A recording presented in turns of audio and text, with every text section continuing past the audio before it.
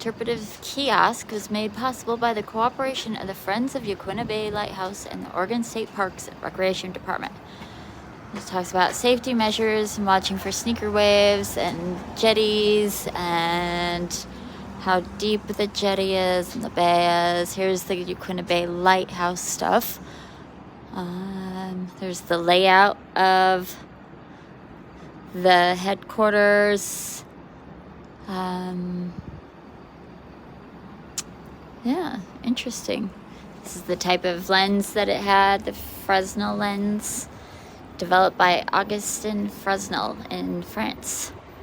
Has a series of prismatic rings, magnifies the light, making it visible many miles seaward. There's all the lighthouses we're gonna go visit, or have been visiting. It's kind of fun. And then the actual park is quite large to go visit. Some sneaker wave cartoons here. And the wreck of Yaquina City. Oh, that talks about the steamer that got wrecked. It's one of the 4 ships that ran from the route between San Francisco and Yaquina City, now a ghost town up the bay, which you can see in a video on our channel very soon. Or maybe it's already been posted. I'm not sure the time frame here. Ships carried freight, mostly wheat and passengers. And then in December of 1887, the Yaquina City went aground near the jetty and was demolished by the surf. Her replacement, the Yaquina Bay, upon entering the harbor for the first time, also went aground and was a total loss. Oh my gosh. I give up. There's the wreck of the Blue Magpie in 1983, which was not very long ago. That's the jetty that's currently there. Okay. There's always 2 markers at sea, but in the summer an additional 2 are added. One of the markers in the river is a whistle buoy, operates day and night. And then it says, yes, you can get used to the sound of the whistle. I can hear that at night. You can't hear it, but I can hear it. You can hear it at our house? Oh my gosh. Hi there. You're watching the Gardens and Graveyards channel. Today we are at the Yaquina Bay Lighthouse in Newport, Oregon. This is the second of the 2 lighthouses that Newport has. This lighthouse is not an active lighthouse, but it was built in 1871 and it was decommissioned 4 years later because the Newport or the Yaquina Head lighthouse was built and it was so much better. So they just they've used it for different things throughout the years. The Coast Guard used it for a brief amount of time while they were building their station, or taking over a hotel that became their station. I can't remember something else. It was like an office of a governor or something like that. I don't know, for a really brief period of time. But then it mostly was just been in and out of abandoned estates and disrepair until 1996 when the city took it over and restored it and made it available for the public to come and check out. So we're going to check out the lighthouse itself and the gardens behind it. I don't know if they're active gardens anymore. They were the gardens that were built for that lighthouse, and it is the only lighthouse with the living headquarters in the actual lighthouse, not just on the property.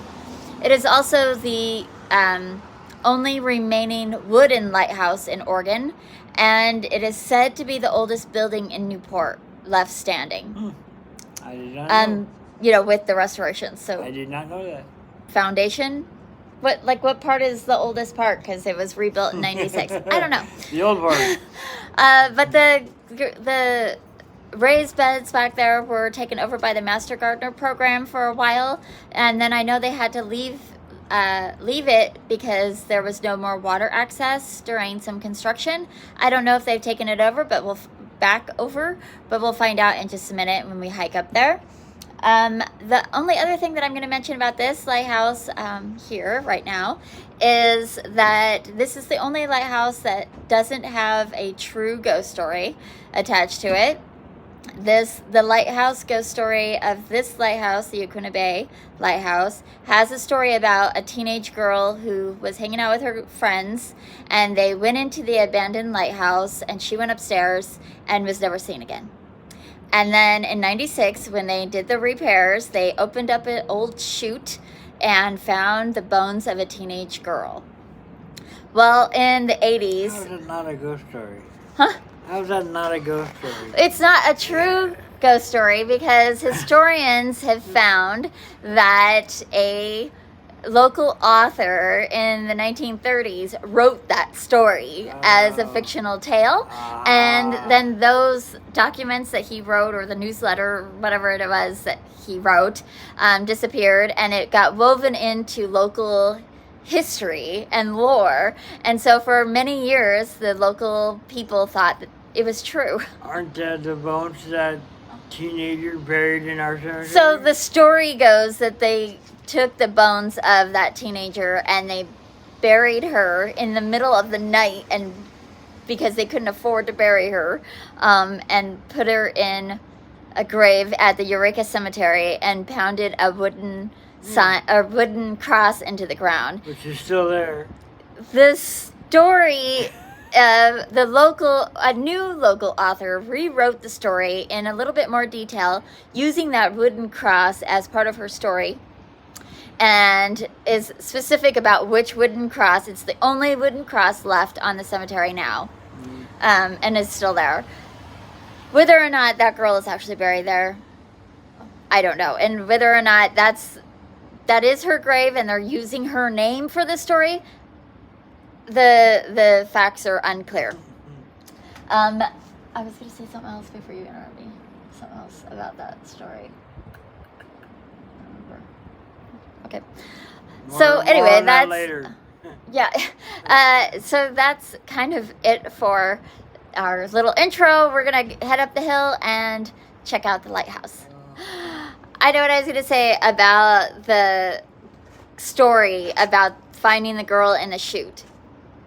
The chute is said to be to pull food up into the lighthouse from the ground level, which makes absolute sense in most lighthouses that are like a tower, right? But this lighthouse is only 51 feet and 2 stories. So there's only one staircase, like a normal size staircase. So it doesn't make sense that they would have a chute that she would fall into. But, you know, science and science fiction. They bleed. They bleed together. All right, let's go. Should have said. It's the staircase to the parking lot and the Yaquina Bay, meeting the Pacific Ocean right there. And then we're going to go up through here. And there it is. The weather station there, that's new. I mean, newish. Not built in 1871. Obviously.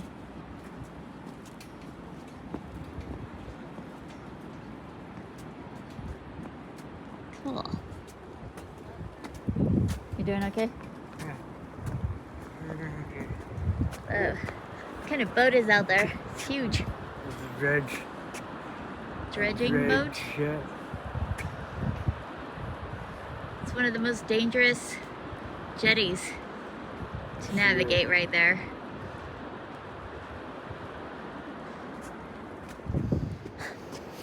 And it's beginning to rain, which I have a feeling is going to be the theme of this lighthouse tour vacation that we're on.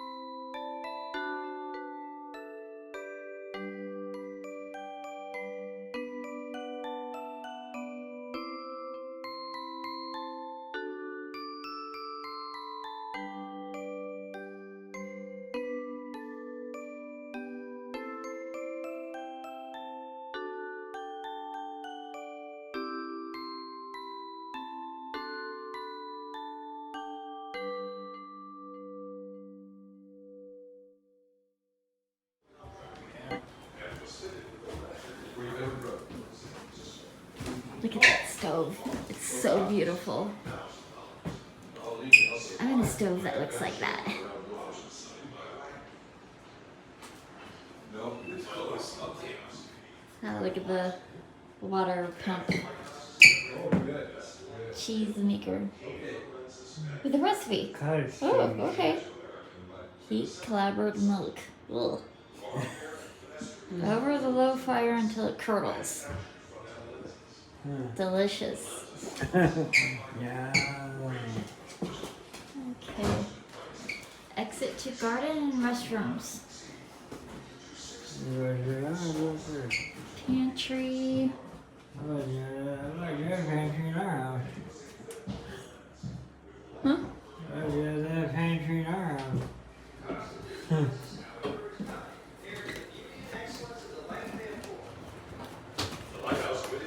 Basement. 71. With Charles H. Peirce. It's like curved bowls. The Lighthouse board hired lightkeeper Charles Peirce at a salary of $1,000 per year. There's the He and his wife Sarah lived in the lighthouse with 7 children. The family collected rainwater in a cistern and then brought it into the kitchen by way of a hand pump. It is difficult to imagine doing laundry for a family of little 9 by reenactment hand story. in a wash tub, or cooking meals for so many Cute. on a coal-burning stove. The Peirces entertained many visitors while at the Yaquina Bay Lighthouse. We visited the Newport Lighthouse kept by Captain Pierce and family, who gave us a most cordial welcome. Here was spent an hour most pleasantly.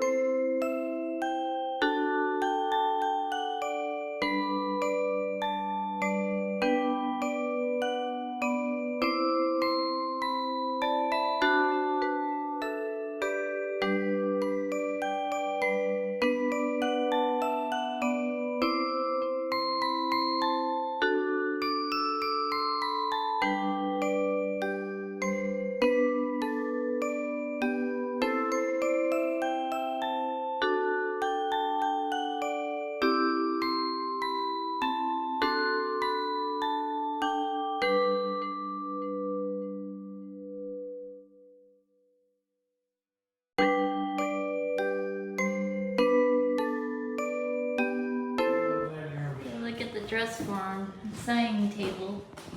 A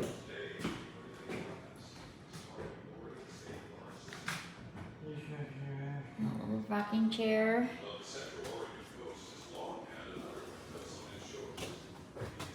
So, is that the parents' room? Because 7 children. No, sure. Oh, this is the parents' room because it has the crib in there. Is that them? The Peirces? Probably. I don't know. Look at the beautiful view. That is a rocking chair. Oh my gosh. Cute rocker. Cute rocker. Little baby rocker. Okay, you have another your view. Okay. What's this say? The sleep tight, don't let the bugs bite saying came from this era. Note the ropes for holding a feather mattress. These ropes needed to be tightened as needed before bed so that the mattress wouldn't sag when it was slept on. There may have also been a trundle bed underneath the bed we see here so that the room could accommodate more children. Several children could have then slept in this room. Hope none of them kicked. That's what it says. Okay. The gorgeous hand railings. It's beautiful wood. Beautiful wainscoting walls.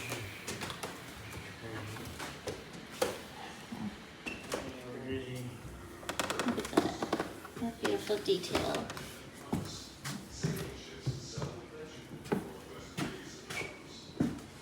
Let's go here and see what happens.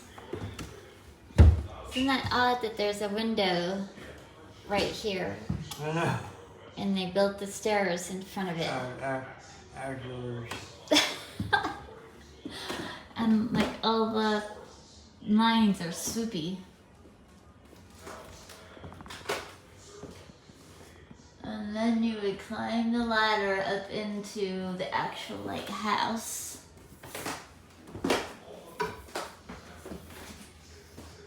This would be where the lighthouse keeper would sleep on the nights when he was on watch.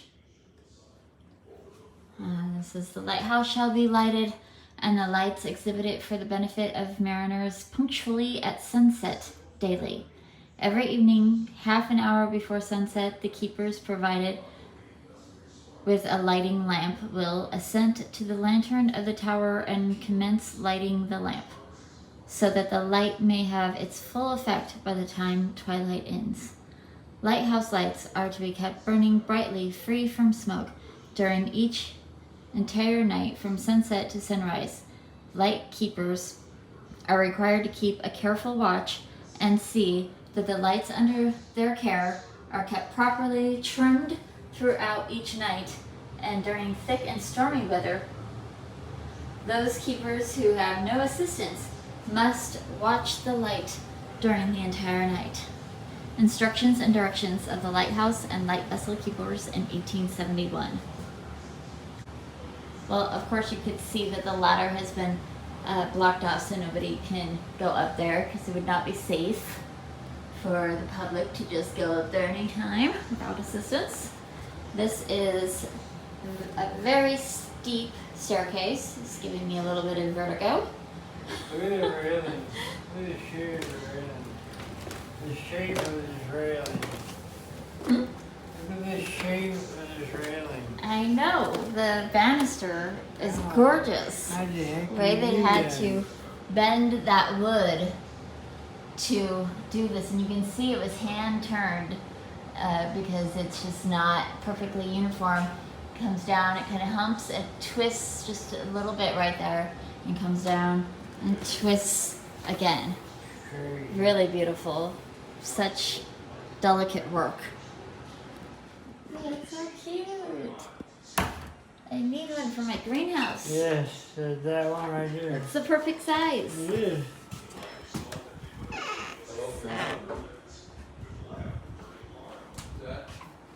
What do you think this was? Was this a barn?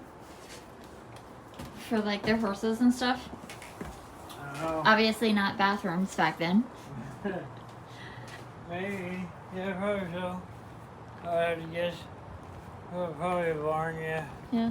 Storage There's like a area. storm hatch, which we don't really need in Newport, but it probably was standard back then to Well, there's a basement down there. there. Oh yeah, but that's That was like storage for shooting fruit and stuff, green. yeah. Or it could just be an addition with public bathrooms. Here's the garden that was maintained by the master gardeners. It looks pretty clean, so I'm kind of thinking maybe they have been working it. This garden was the garden that the kids from Sam Case Elementary School would come up, and they would start their seedlings in their little greenhouse on the school campus, and they would walk the beach from the elementary school all the way up here, and they would plant their seedlings out every year. So cute. Look at this old apple tree. It's loaded with apples. Oh, that's so cool. Makes me want to eat an apple. Really fun. All kinds of fun stuff in here. There's lots of herbs left from the previous seasons. And there's artichoke there. A couple artichokes. You can see they're dried. And they had labels laminated labels. There's a bunch of oregano. This might just be left over from the last time they were in. This looks like some sort of dill or fennel, some calendula. I hope this is what the pink surprise looks like, because my package of pink surprise looks real orange. Right. There's the back of the lighthouse. The back of this isn't how to say it hers. It's a little weather beaten on this side for sure. All right, that's gonna do it for today's video. I hope that you enjoyed it. I hope you're celebrating your life. Make sure you stay tuned and you're subscribed, because we have lots more lighthouses coming your way, as well as ghost towns and all kinds of fun October content. So we'll see you next time. Bye.